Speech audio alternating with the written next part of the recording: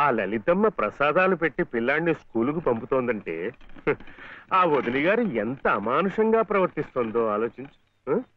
అగో నీ ఇష్టం వచ్చినప్పుడు అలా రావడానికి పోవడానికి ఇది ఏమన్నా ఇదనుకున్నావా? టీ గుంజీలు ఏదో పొరపాటు అయిపోయింది. రేపటి నుంచి వాటి టైంకి వచ్చేస్తా. రేపటి సంగతి రేపు చూద్దామమ్మా. ఈ క్లాస్ అయ్యేదాకా గుంజీలు తీవేద్దావా అని. అప్పుడు కానీ రాంగ్ కుదరదు. ఒరే ఒరే ఏమిట్రా ఇది? మీరు క్లాస్ అయ్యేదాకా తీగుంజలు తీయండి. వాడికి నాకు సామ్యం ఏమిట్రా? వాడు తప్పు చేశాడు, తీయొద్దు. మీరు తప్పు చేశారు. నేనేం చేశాను? వాడు ఎందుకు ఆలస్యంగా వచ్చాడో తెలుసుకోకుండా తీగుంజలు తీయమనడం తప్పు కదా. రే ఎందుకు ఆలస్యమైంది? నువ్వు తీయొద్దు. ఏమ్మా ఎందుకు ఆలస్యమైంది? వాళ్ళ వద్దిన బాగా చూసుకోపోతే గుడికి నిజమే కదా, గుడికి తీసుకెళ్లి ప్రసాదం పెట్టి తీసుకొస్తోంది పాపం. అన్ని మెట్లు ఎక్కి దిగాలంటే ఆలస్యం అవుదా? అవుతుంది. ఆ సంగతి చెప్పొచ్చు కదమ్మా. అంతే, ఆపు ఆపు. మాస్టారు, రేపటి నుంచి గుడిలో ప్రసాదం అయిన తర్వాత వీడు వస్తుండగా చూసి బెల్లు కొట్టండి. అట్టాగే లేరా, వెళ్ళు వెళ్ళు. నీ పేరేమిట్రా? బాలసుబ్రహ్మణ్యం. బాలసుబ్రహ్మణ్యం.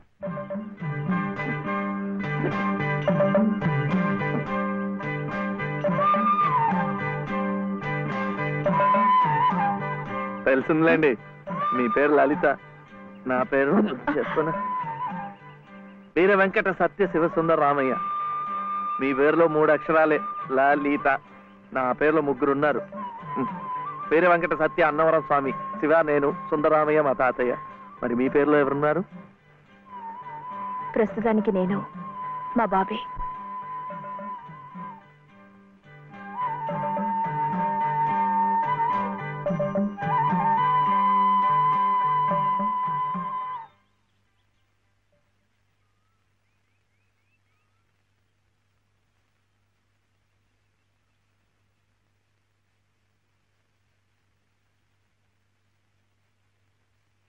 ఇలా సహాయం చేస్తే పుణ్యం, కానీ మొగాళ్ళు మాత్రమే చేయాలి.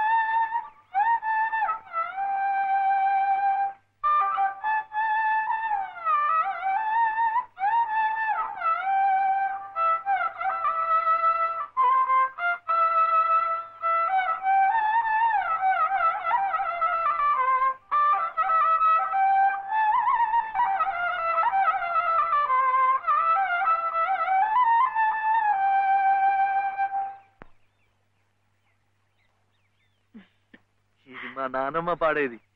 ఏమిటి చెప్పండి? శివుడవో మాధవుడవో ఎవరని నిర్ణయించేదిరా? మిమ్మల్ని ఎవరని నిర్ణయించేదిరా? మీకు సంగీతం బాగా వచ్చనుకుంటానే. మీకు తెలిసిన చోట 2-3 సంగీతం పాఠాలు ఇప్పించకూడదు. పాఠానికి 100 రూపాయలు ఇచ్చినా నా బ్రతుకు గడిచిపోతుంది.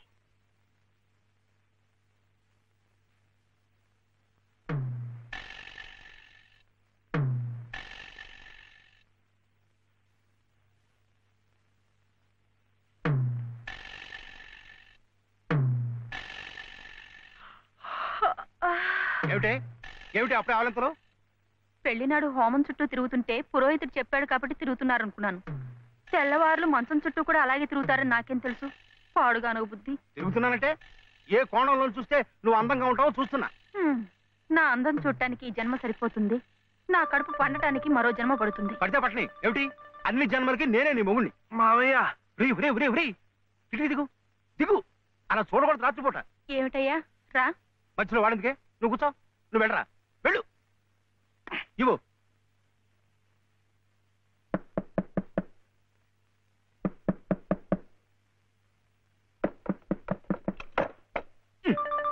ఏమిట్రా, ఏమిటి గొడవ? అర్జెంటుగా నాకు 100 కావాలి. 100 లేదు కింద లేదు, నీ పొంద. పోయి పడుకో.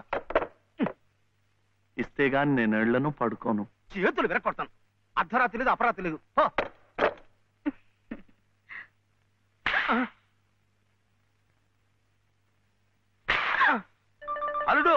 ఏమిటండి మీరు కిటికీ?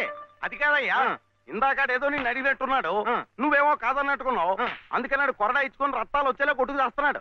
సావనివ్వండి, నేను లొంగను. అయితే నేను ఈ ఘోరం చూడలేను. నేను ఇప్పుడే గోదాట్లో దూకు చేస్తా. ఉండు నాన్న, నీతో పాటు నేను కూడా దూకి చచ్చిపోతాను. ఆగు.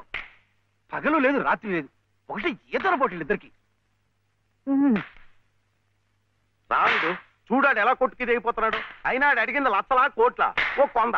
మీకు వందలాగా కనిపిస్తున్నాడు మీ బొంద. ఇలా 10 సార్లు 10 వందలు ఇస్తే ఎన్ని వందలు అవుతాయి నా బొంద? ఇలా ఇప్పటికిప్పుడు కావాలంటే చిల్లర ఎక్కడి నుంచి ఇస్తారు వాడు బొంద? ఇదిగో బాబు అందా, అలా కొట్టుకోకూడదమ్మా.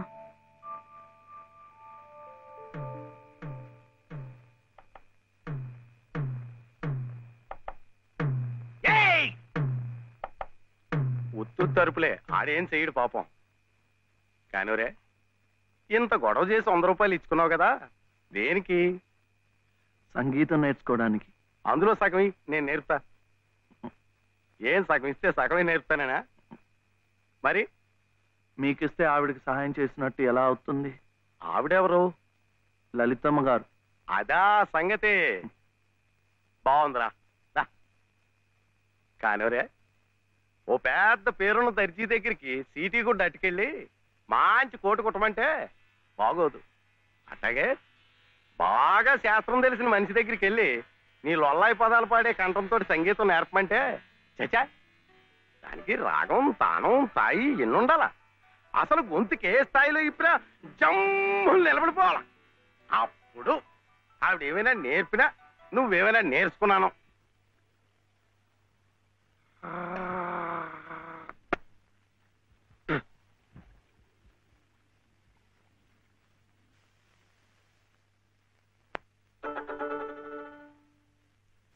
కృష్ణుడు మన్ను తిన్నాడని యశోదమ్మకి తెలిసిందట్రా. ఏది నోరు తెరు అని కృష్ణుడిని అడిగిందట. అప్పుడు కృష్ణయ్య, అమ్మా మన్ను తినంగనే శిశువునో ఆకుంటినో వెర్రినో. నిద్రపోతున్నావేమిట్రా, ఊకొట్టడం లేదు? ఆయనమ్మా, ఏమిట్రా? చలపతి గారు లలితమ్మ దగ్గర ఒక పాట పాడాను, అది విని ఆమె ఏడుస్తూ వెళ్ళిపోయిందేమిటే. ఏం పాట పాడావురా? సీతమ్మ మరి వనవాసం లేదు. మరి ఇంకేం, సీతమ్మ వారి కథ అంటేనే కష్టాల తోరణం. ఎంతటి ఆదిలక్ష్మి అయినా ఆడజన్మ ఎత్తేసరికి అగచాట్లు తప్పలేదు. ఏ కష్టాలు ఆమె గుండెల్ని తాకాయో, తన బాధల్ని గుర్తుకు తెచ్చాయో. పిచ్చి తల్లి ఏడుస్తూ వెళ్ళిపోయి ఉంటుంది. అంటే ఆవిడ చాలా కష్టంలో ఉందా నానమ్మ? కష్టాలు కాక మరేమిట్రా, చిన్నతనంలోనే భర్త పోయాడు. అత్త మామల ఆదరించలేదు. గతి లేక అన్న పంచం చేర్చి ఆ వదిన తాటకిలా కాల్చుకు తింటుంది. ఏమిటో చస్తే గాని రాబందులు ముట్టవు. కానీ ఈ బంధువులున్నారే, కాస్త పరిస్థితి చేయిదారితే బతికొండగానే పీక్కు తింటారు. అంటే ఆవిడ అలా కష్టాలు పడాల్సిందేనా? అందుకే ఏదైనా దారి చూపించమని ఆ భగవంతుడిని వేడుకోమన్నాను. ఆ గుడి ప్రాంగణం తుడిచు, ఆ మెట్లు కడిగు, ఇంత సేవ చేసుకుంటే మంచి జరుగుతుందని చెప్పాను. చదువుకున్న పిల్లలు, మనకున్న నమ్మకాలు వాళ్ళకుంటాయా?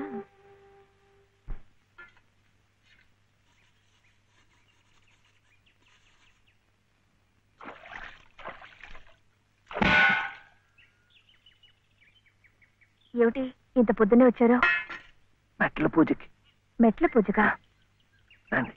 అరే ఏమిటిది?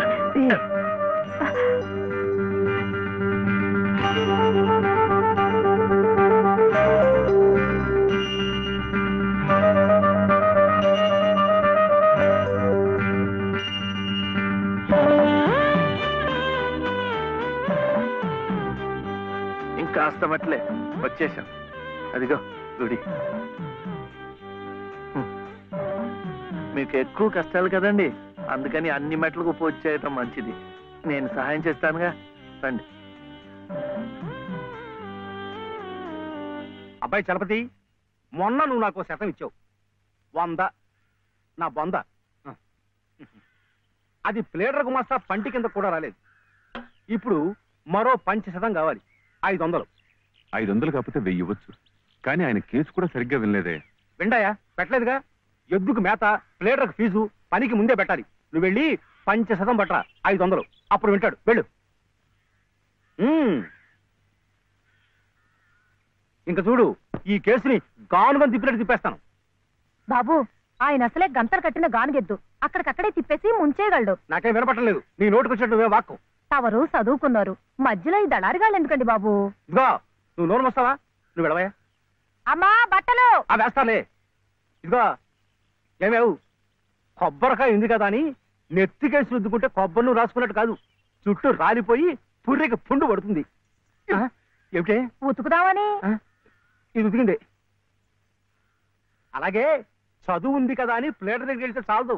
నాలాంటి అనుభవజ్ఞుడు పేచీ ఏమిటో విప్పి చెప్పి ప్లేటర్ గారి గోచి బిగించాలి. అప్పుడు ఆయన వెనక ముందు చూడకుండా కేసు వాదించి అవతల బారేస్తాడు. ఎవరినో ఉద్ధరించడానికి ప్లేడర్లు, కోట్లు. వారికి ముడుపు చెల్లించడానికి ఇంట్లో ఉన్నదంతా దానాలు, ధర్మాలు. నాకున్నదే ఒక గొలుసు, నేనివ్వను. అదే లలిత నీ అక్కయ్యో చెల్లులో అయితే ఇలాగే మాట్లాడేదానివా? సాటి ఆడదానికి దాని బాధ ఏమిటో కష్టం ఏమిటో నాకంటే నీకే బాధ తెలుసుండాలి. అది తెలుసు కాబట్టి ఉన్న ఒక్క వస్తువు అయినా జాగ్రత్త పరచుకోవాలనుకున్నాను. పొద్దున్నే అన్నం గిన్నె ఉన్నారంటే చంపుతాను. పొండి బయటికి. ఈ గొలుసైనా నా మెళ్ళ మీరు దిగేసిందేం కాదు, మా పుట్టింటి వాళ్ళు పెట్టింది. కనీసం ఇదైనా నా పిల్లలకు దక్కనివ్వండి. అలాగే నీ కన్న తండ్రి పెట్టినగా నీ కన్న బిడ్డలకే ఉంచుకో.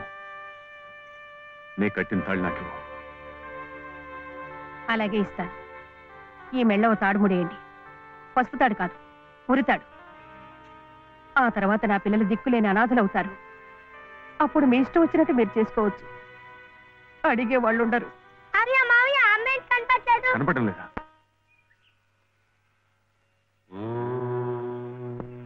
దినకరం ప్రభాకరం జోయతేజోధరం సకల జగదాధారం అఖిలం శశ్వత్ శుభకరం దినకరం.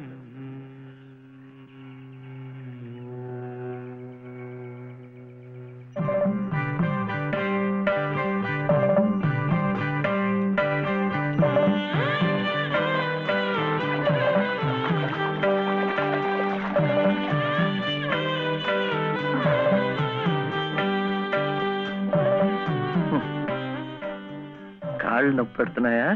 ఇంకా అస్తమట్లే, దాంతో అయిపోతుంది. ఆ తర్వాత రోడ్ వస్తుంది, అక్కడ అక్కర్లేదు. ఇది అయిపోయింది. ఇది ఇక్కడ ఇట్రా. రండి రండి రండి రండి, ఇట్రా. నమస్కారం చలపతి బాబు. లలిత అమ్మా, లలిత లలిత లలిత అమ్మా. కాసేపు మాట్లాడకండి, అలవాటు లేదు కదా, అలసిపోయి పడిపోయి ఉంటుంది. మీరింటికి వెళ్ళండి, లేవగానే అన్ని మెట్లకు పూజ చేయించి నేను తీసుకొస్తాను. చేసే నిర్వాహకం చాలేవయ్యా. చిన్నప్పటి నుంచి అన్ని దేవుళ్ళని ఈ పసుపు కుంకుమలతోనే కొలిచిందే. ఏ దేవుడు దాన్ని పసుపు కుంకుమ నిలిపాడయ్యా? చాలు చాలే. అమ్మా లలిత దమ్మా దా.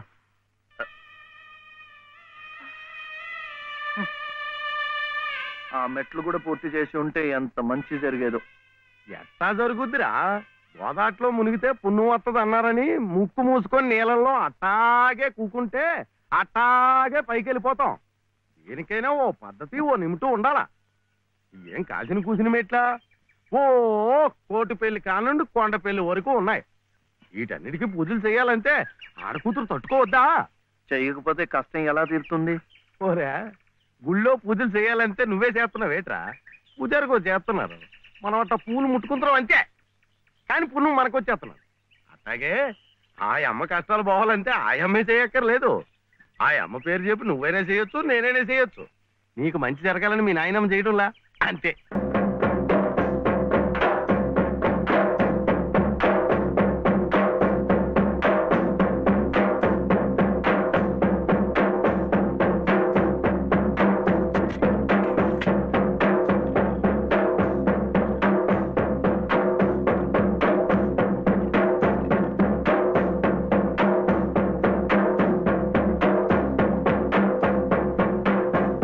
తీపి తీపి అంటే అది.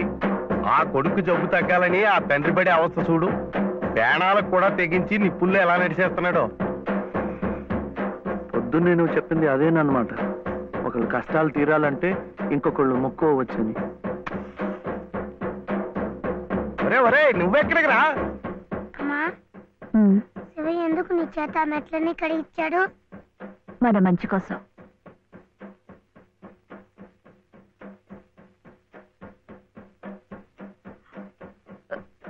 ఏమండి ఎక్కడికి? ఏమండి ఏమండి?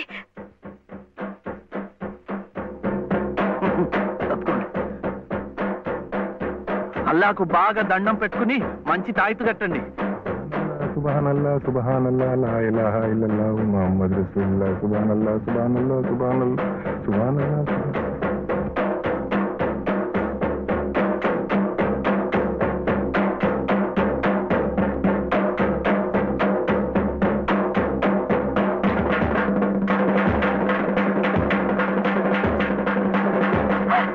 ఒరే ఒరే ఒరే ఒరే ఆగరా ఒరే శివయ్య, ఒరే కాలు కాలిపోతారా? ఒరే ప్రమాదం రా.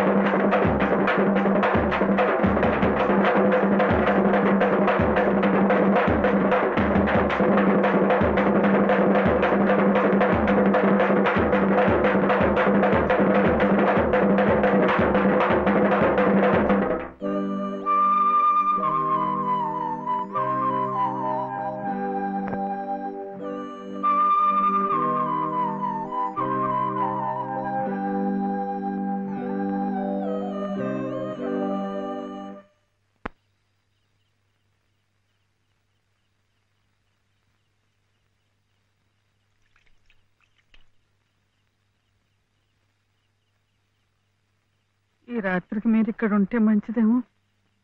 శివయ్య, ఒరే శివుడు, చూడు మీ నాయనమ్మ కంగారు పడుతోందిరా. చూడు. నాన్న శివ ఎలా ఉందిరా?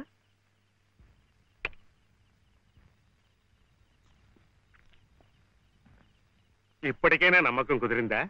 వాడికేం పర్వాలేదమ్మా, హాయిగా నిద్రపోతాడు. అసలు నీ ఆరోగ్యం కూడా అంతంత మాత్రమేగా. జాగారం చేయకుండా కాసేపు నడుము వాల్చు. ఏం విశ్రాంతి తీసుకోవటం ఏమిటో. వీడిలాగే ఏదో ఒకటి నెత్తి మీదకి తీసుకురావడం, అది తీరేసరికి మరొకటి. ఈ సేవతోనే సరిపోతుంది. నువ్వు చాలా అదృష్టవంతురాలి రాజమ్మ. మనిషి స్వార్థాన్ని చంపుకుని ఏ ప్రతిఫలాన్ని ఆశించకుండా పరోపకారం చెయ్యాలంటే ఎంతో దీక్ష ఉండాలి, సాధన కావాలి. అలాంటి వాణ్ణి మనం యోగి అంటాం. మరి నీ మనవుడు ఏ ప్రతిఫలాన్ని ఆశించి నిప్పుల్లో దూకాడంటావు? వాడు దుమ్ము ధూళి అంటని స్వాతి ముత్యం, జన్మతః యోగి, మహాజ్ఞాని. అలాంటి వాడికి నువ్వు సేవ చేస్తున్నావు. ఇంతకంటే నీకేం కావాలి చెప్పు?